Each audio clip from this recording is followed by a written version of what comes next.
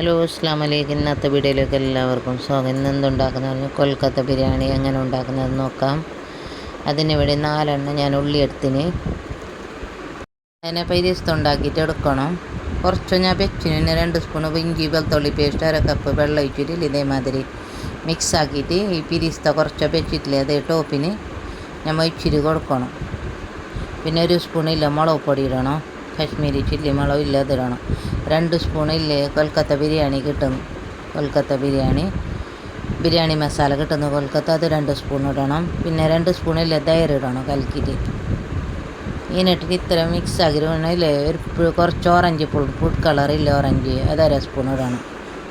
പിന്നെ ആവശ്യത്തിന് ഉപ്പിട്ട് മിക്സ് ആക്കിയിട്ട് കൊടുത്തേ. പിന്നെ ഞാൻ ആലുല്ലേ കട്ട് ചെയ്തിട്ട് വെച്ച് ഞാൻ ആലുവിൽക്കിട്ടിട്ട് ഒരു 70% വേവിച്ചിട്ട് എടുക്കണം. ഇതേമാതിരി നോക്കാമല്ലോ. ഇത് വെന്തേ പിന്നെ ഞാൻ 1 കിലോ കോഴി എടുത്തിന്. ഇതിനെ കോരിയിട്ട് എടുക്കണം ഒരു സൈഡിലേക്ക്. പിന്നെ ഈ കോഴിനെ ഇതേമാതിരി വേവിച്ചിട്ട് എടുക്കണം. നോക്കാമല്ലോ, 1 കിലോ ഇതേ മസാലയിൽ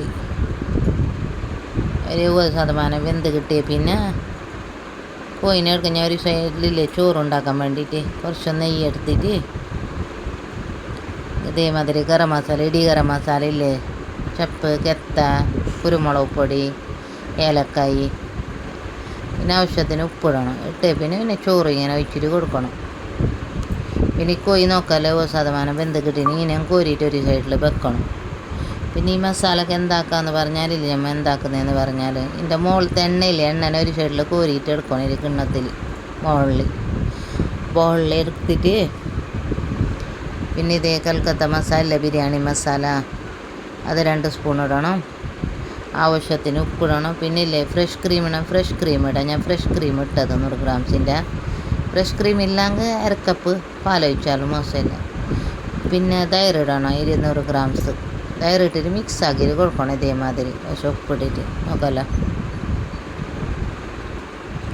ഇതേമാതിരി മിക്സ് ആക്കിയിട്ട് കൊടുത്തേ. പിന്നെ ഉപ്പെല്ലാം ഉണ്ടെങ്കിൽ പിന്നെ ഞാൻ ഇത് ചട്ടി കാലിയാക്കി. ഞാൻ മുമ്പ് ചോറിട്ടിട്ട് ചോറില്ല അരി നന്ന വേഗം പാടില്ല. ചോറ് പകുതി വേകുമ്പോൾ കോരി എടുക്കണം. പിന്നെ അതേമാതിരി ആ കോഴി ഒരിട്ട് വെച്ചിട്ട് കോഴി ആലുവിനിടണം. പിന്നെ അതേ മസാലയില്ലേ വെള്ളത്തിന് ഇതേമാതിരി ഒഴിച്ചിട്ട് കൊടുക്കണം. പിന്നെ ബിരിയാണി മസാല ഇട്ടിട്ട് ഫിരിസ്ത ഞാൻ എടുത്തിട്ട് വെച്ചിട്ടില്ലേ ഫിരിസ്ത ഇടണം. ഇത് കോവ നമ്മൾ നാട്ടിൽ കിട്ടുന്നതെന്നറിയാലോ, കോവ ഇടണം. ഇതേമാതിരി 50 ഗ്രാംസ് പൊടിച്ചിട്ട് നോക്കാമല്ലോ.